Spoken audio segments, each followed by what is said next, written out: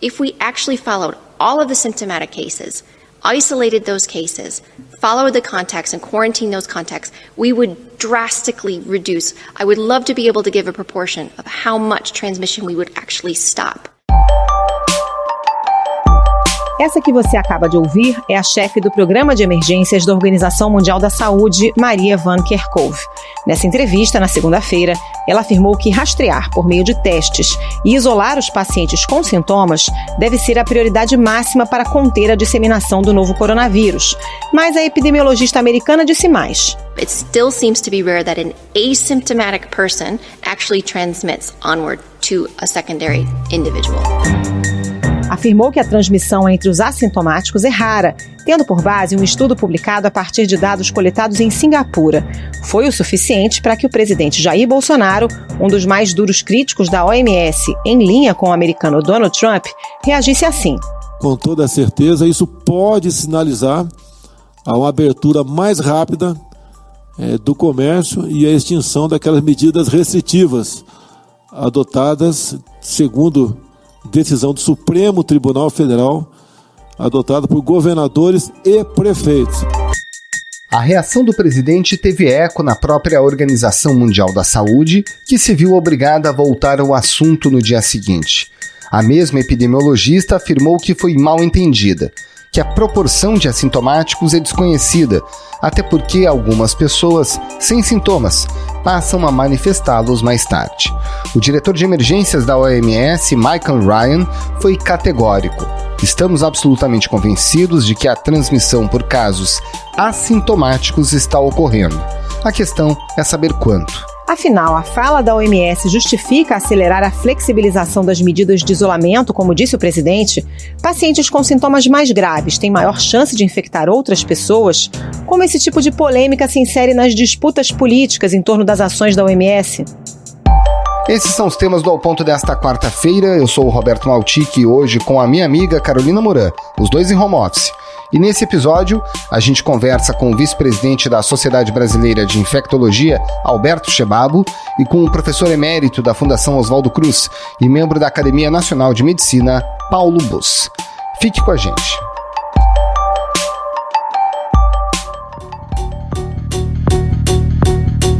Dr. Alberto Chebabo, a diretora da OMS, que causou toda essa polêmica, se corrigiu nessa terça-feira da fala sobre a transmissão do coronavírus por assintomáticos, né? E aí a frase dela foi a seguinte: para realmente entender quantas pessoas não têm os sintomas, existem algumas estimativas. Elas sugerem que entre 6% e 41% da população podem estar com vírus, mas não apresentar sintomas. Isso quer dizer o quê? O que dá para chamar de assintomático ou de pré-sintomático? Tem diferença? Tem diferença, né? O assintomático é aquela pessoa que em nenhum momento na evolução do quadro ela vai apresentar algum tipo de sintoma. O pré-sintomático é aquele que, naquele momento em que eu faço o exame, eu detecto ali a presença do vírus, né? Através do exame, do PCR, que vem positivo. Mas ele está assintomático naquele momento, mas ele às vezes 2, 3 dias depois passa a apresentar sintomas, né? Às vezes sintomas leves e às vezes até passa despercebido, porque são sintomas tão leves, às vezes uma dorzinha de cabeça, uma dorzinha de garganta, que 2, 3 dias depois melhoram, né? E aquilo acaba se não tivesse feito o PCR, não teria feito o diagnóstico. Então, o assintomático é aquele que não vai ter nenhum tipo de sintomas. O pré-sintomático é aquele que, naquele momento em que ele colheu o exame, por exemplo, a gente conseguiu detectar a presença lá do vírus na secreção, ele não tinha sintoma naquele dia, mas 2, 3 dias depois ele começa a ter algum tipo de sintoma, que pode ser leve, moderado, até os casos mais graves. Mas o que eu entendi da fala dela ontem, eu acho que isso aqui não ficou muito claro para as pessoas, é de que primeiro, o assintomático, ele pode até transmitir, e ela fala isso, né, que é raro, ele pode transmitir, mas é raro. They're following asymptomatic cases, they're following contacts, and they're not finding secondary transmission onward. It's very rare. Né? Na realidade, o que eu acho que ela quis colocar é que não adianta ficar correndo atrás para detectar esse assintomático, ou seja, ficar procurando esse assintomático na população em geral, porque é como você buscar uma agulha no palheiro, né? E que o mais importante no controle da epidemia é a partir de um caso detectado, de um caso sintomático detectado, traçar quem são os contactantes e buscar nesses contactantes aqueles que possam estar transmitindo. Que é a partir daí que você consegue fazer o bloqueio da transmissão, né? E não ficar aleatoriamente buscando pessoas assintomáticas, fazendo exame em todo mundo que possa estar procurando quem que possa estar transmitindo e que esteja assintomático, né? Então acho que essa que teoricamente seria a mensagem que ela quis passar, que obviamente não foi bem interpretada e ela se expressou mal, tanto é que deu toda essa controvérsia, né? Mas na realidade a mensagem é essa: a OMS vem falando já há bastante tempo de que o assintomático ele tem uma importância pequena na cadeia de transmissão, né? E que o importante é a gente buscar aquele paciente que está assintomático, que é a fase que mais transmite, e fazer o bloqueio da transmissão através da pesquisa da presença do vírus nos contactantes desse caso assintomático. É muito mais fácil você bloquear, mas para isso você precisa ter testes para poder fazer esses exames e bloquear e detectar todos esses casos, né? Ou seja, não é um liberou geral, né, doutor? Não estou sentindo nada, não tenho sintomas, então posso sair na rua. Não, pelo contrário, ainda mais porque no Brasil não temos testes para saber, né? Se a pessoa de fato tem Covid, não tem, está assintomática, pré-sintomática, não dá para saber, né? Exatamente. Em nenhum momento é um liberou geral, muito pelo contrário. Em nenhum momento a quarentena foi ineficaz ou não foi necessária, né, ou desnecessária. Muito pelo contrário, né? A gente aqui no Brasil não tem testes nem para identificar o sintomático. A grande parte dos nossos sintomáticos a gente não identificou, não diagnosticou, né? Os casos leves a moderados que não internaram, e muito menos para fazer rastreamento dos contactantes. O RJ1 recebeu denúncias de profissionais de 7 unidades de saúde do município do Rio. Eles dizem que faltam testes e que algumas emergências continuam testando apenas os pacientes que estavam em estado muito grave. Então esse que talvez tenha sido o maior, talvez não, com certeza, o nosso maior problema no controle da epidemia. A gente não consegue detectar aquele caso sintomático, porque a gente não consegue fazer exame, a gente não consegue isolar esse paciente e a gente não consegue isolar os contactantes dele. Então, se você não tem isso, a única opção que a gente tem é fazer o isolamento, né? É melhorar a estratégia de diminuir a transmissão através da diminuição do contato de uma pessoa com outra, independente se ela está ou não sintomática, assintomática, ou seja, né? Eu não posso ter pessoas circulando com risco de transmissão, eu tenho que diminuir essa circulação até que a gente tenha um número de pessoas infectadas suficiente para diminuir a curva de crescimento. Doutor, nesses primeiros 5 meses de estudos, né, com afinco, mas 5 meses apenas de estudos sobre o novo coronavírus, o que a gente já sabe da transmissão, da forma, né, do impacto de sintomas leves, de sintomas graves ou de assintomáticos na transmissão para outras pessoas? Olha, a gente ainda tem algumas perguntas sem resposta, mas a gente já sabe bastante coisa. A gente sabe, por exemplo, que a maior quantidade de vírus ela está presente a partir do 2º, 3º dia de sintomas, né? Tanto é que a recomendação para a coleta do suave nasal, né, da coleta da secreção para fazer o exame, o PCR, ela é a partir do 3º dia, onde a detecção é melhor. Se a detecção é melhor é porque tem mais vírus ali e esses vírus são mais facilmente detectados. Se eu tenho uma fase de maior detecção de vírus, essa também é a fase de maior transmissão. Então, mais uma vez, o assintomático não é que ele não transmita, ele pode transmitir, mas a participação na cadeia de transmissão do assintomático é menor do que do sintomático, né? E, obviamente, quanto mais próximo dele ter sintomas, daquele período entre ele se infectar e começar a apresentar sintomas, maior a chance dele estar transmitindo, né? E os casos, tanto os leves como moderados, quanto os graves, têm uma capacidade de transmissão igual. Ou seja, não é porque o paciente está mais grave ou menos grave que ele possa transmitir mais ou menos. Ele transmite da mesma forma. A evolução da doença não tem a ver com a capacidade de transmissão, né? Então, esses pacientes leves, e esse que é o maior problema do controle desse coronavírus novo, né, do SARS-CoV-2, você tem muitos dos casos que a gente não consegue detectar, né? Que essa que foi a grande confusão que várias pessoas fizeram, inclusive a própria mídia fez na época, quando saíram os primeiros dados mostrando que os casos não detectados que tinham participação importante na transmissão. Casos não detectados não são os assintomáticos especificamente, mas são casos com sintomas leves que frequentemente não são diagnosticados, não são isolados, não são detectados, mesmo com o sistema de vigilância adequado, mesmo que eu tenha os testes adequados, porque eles não procuram atendimento, eles não fazem o teste porque os sintomas são muito leves. Muitas das pessoas vão ter sintomas que às vezes é uma dor de cabeça, um quadro respiratório muito leve, tipo uma coriza ou espirro que dura 2, 3 dias e melhoram. A pessoa não pensa em coronavírus, não pensa numa doença como essa que a gente está demonstrando, uma doença grave, mas ela transmite da mesma maneira que a pessoa que evolui de forma grave. Né? Então esses são os casos que são a grande maioria, né? Que são aqueles casos leves, né? Que fazem essa cadeia de transmissão ser muito importante, facilitam a transmissão de uma pessoa para outra, porque essa pessoa ela não está no isolamento, ela não está em casa, ela às vezes está trabalhando, seja ela profissional de saúde ou não, ela está no meio transmitindo esse vírus para outras pessoas sem saber. A questão da garotada em escola, o que influenciou na vida dessas crianças que estão em casa e não estão na escola, e com toda certeza esse pânico que foi pregado lá atrás por parte da grande mídia no tocante ao vírus começa talvez se dissipar a partir desse dia de hoje, levando-se em conta o que a OMS falou sobre o não contágio ou próximo de zero contágio por parte dos assintomáticos. Doutor, o presidente Jair Bolsonaro chegou a usar essa argumentação aí da OMS em relação aos assintomáticos para defender a reabertura das escolas. E a gente sabe que muitas vezes as crianças contraem o vírus, mas de fato não têm sintomas, né?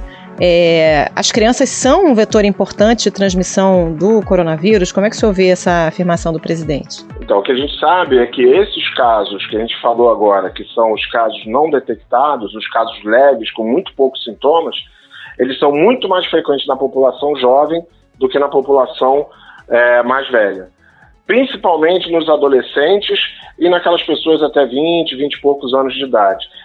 Até 30 anos de idade. Nessa faixa de população e nas crianças também, né, mas principalmente nos adolescentes, a gente não está nem falando das crianças pequenas, mas dos adolescentes, das crianças maiores e dos adolescentes, nessa faixa a transmissão ela acontece de uma forma muito facilitada, exatamente porque esses são os pacientes que vão fazer quadros muito leves, muito pouco sintomáticos.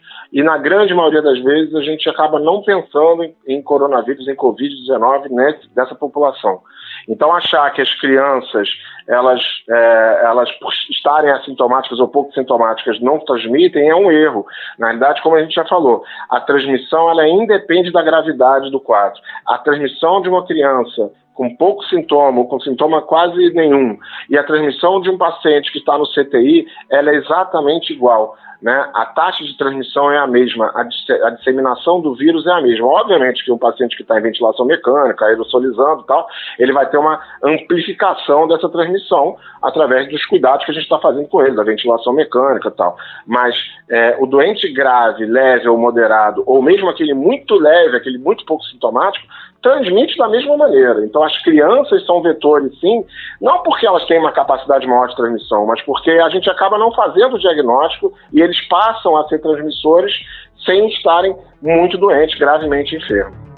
Dr. Alberto Chebabo, vice-presidente da Sociedade Brasileira de Infectologia, muito obrigado pela sua participação aqui no Ao Ponto e um ótimo trabalho. Muito obrigada, doutor. Um abraço. Obrigado. Eu que agradeço aí a possibilidade de estar participando com vocês. Estou sempre à disposição aí para qualquer necessidade que a gente tem aí para esclarecer. Today is Monday, June 8th. We will have our regular guests today, Dr. Tedros, WHO Director General, Dr. Mike Ryan and Dr. Maria Van Kerkhove. Dr. Paulo Bus, qual é o papel da OMS na condução das ações de combate à Covid-19? Bem, o papel da OMS é uma decisão dos seus Estados-membros.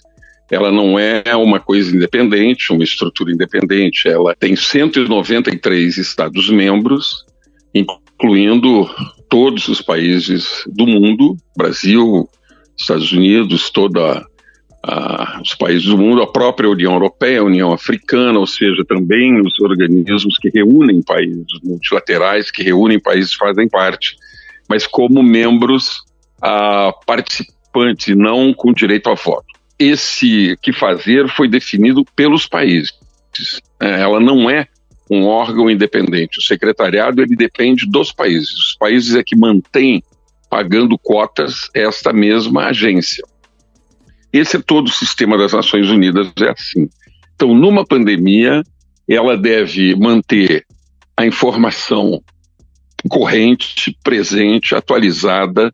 Ela deve reunir especialistas que os países indicam e especialistas das melhores universidades do mundo para criar normas que, sob a égide, no âmbito da OMS, essas decisões, essas guidelines, né, essas recomendações feitas por cientistas de vários países em comitês organizados pela OMS, exatamente para isso, ela emite guidelines, emite orientações, vamos dizer, baseadas em evidências científicas e difunde entre os países. Mas as recomendações da OMS, como os países são soberanos, eles utilizam as recomendações que eles quiserem. O Brasil mesmo não seguiu muitas recomendações que a OMS, vamos dizer, definiu que seriam importantes seguir na pandemia.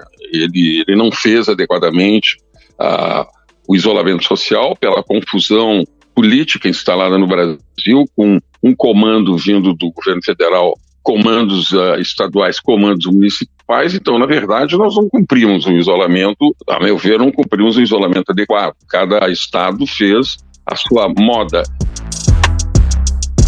Então, eu vivi muito o interior da OMS e é uma instituição respeitável. A maior parte do tempo ela acerta, inclusive ela acertou também nessa questão aí dos testes, né? A OMS já, várias oportunidades, transformando uma senoide, né? Ora apoia, ora não apoia, de modo que, em grande parte, perdeu a sua credibilidade. Agora, doutor, o próprio presidente Bolsonaro usou a fala da chefe científica da OMS sobre os assintomáticos, que agora a gente já sabe que tem muito mais relação com a política de testagem, para reforçar os argumentos contra o isolamento social. O quanto que essa fala original de segunda-feira ela abre brecha para justificar esse tipo de postura?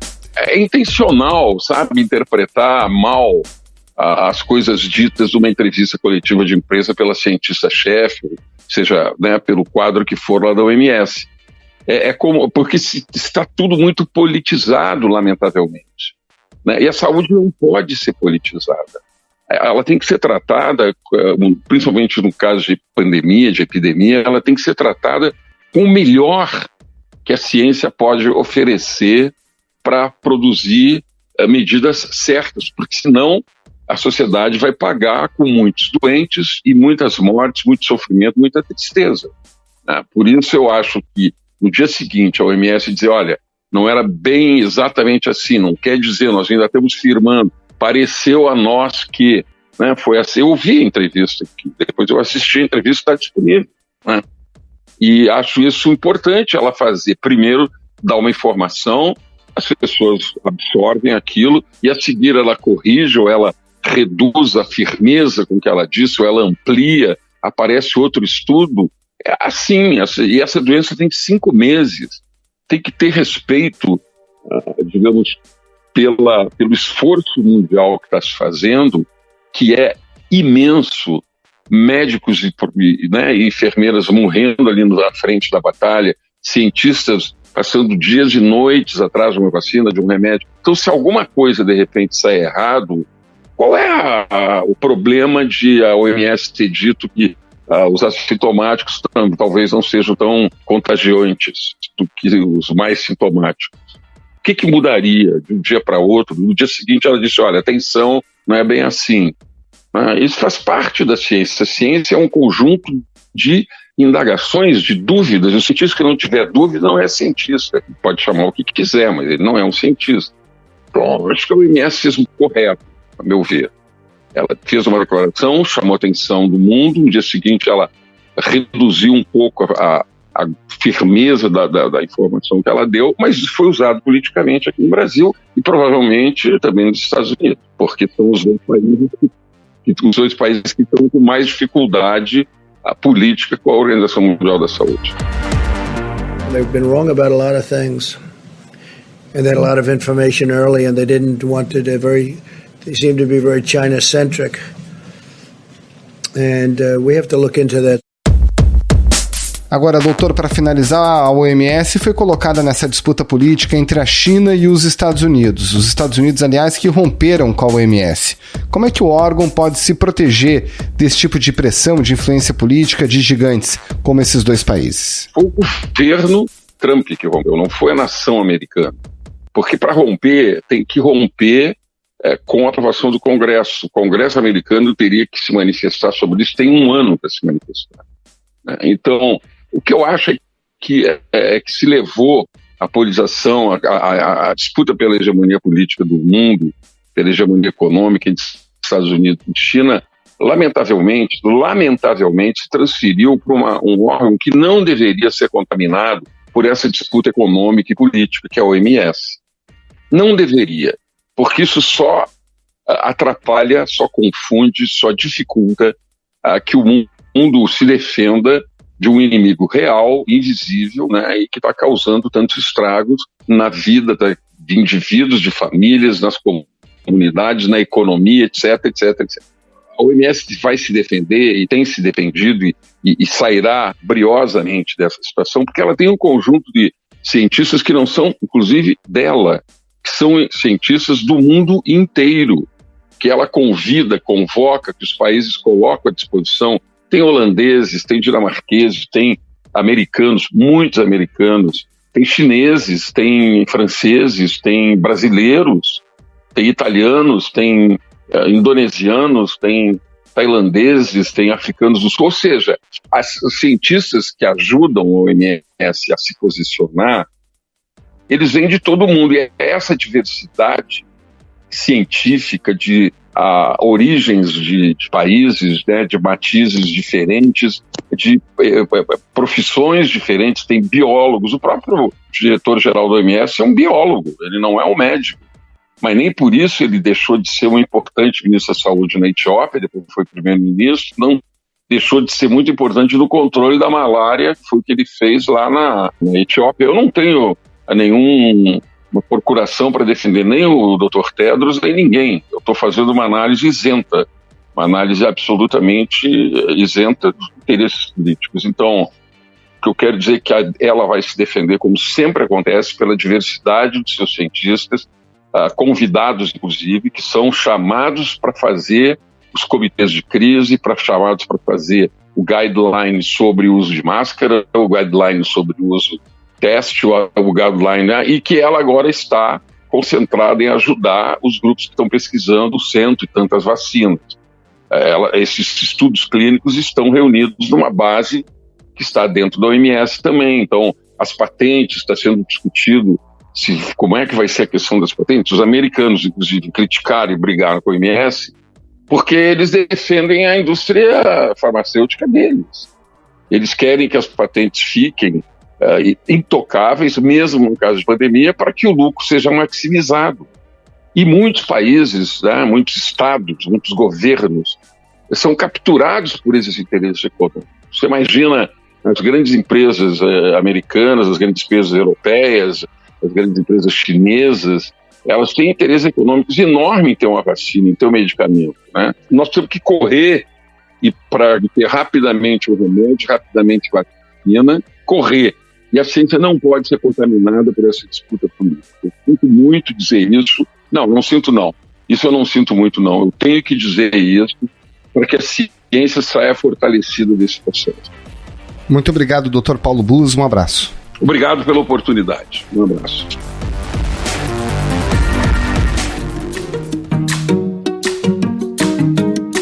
Esse foi o Ponto de hoje, o podcast diário da redação do Globo. Nessa conversa a gente conta com a participação de toda a equipe do jornal, as mesmas pessoas que levam até você informação e análise de qualidade todos os dias. Quer saber mais? Assine o Globo. Acesse assineoglobo.com.br e confira todas as notícias e reportagens especiais. Lembrando que todo o material de utilidade pública relacionado ao novo coronavírus está disponível também para quem não é assinante. A edição é do João Guilherme Lacerda. Tchau. Até mais.